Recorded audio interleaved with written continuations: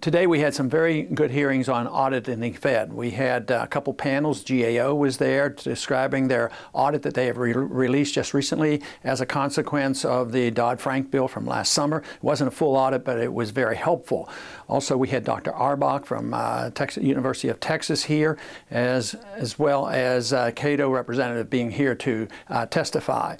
And the information to me was very enlightening. It tells me that there's a lot we need to learn about it. We need a full audit of the Fed, but we did get a lot of good information and a lot of emphasis on the need to know more about the Federal Reserve, know about their monetary policy, as well as their policy where they're supposed to give us full employment. The next step is to get a bill that will give a true audit of the Fed, and it should be every year.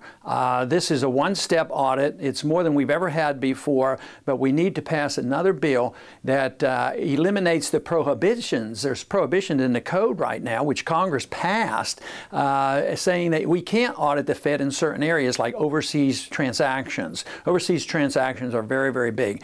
Today we know that the Fed was involved with about $15 trillion in the bailout. A third of it went to foreign central banks and private banks overseas.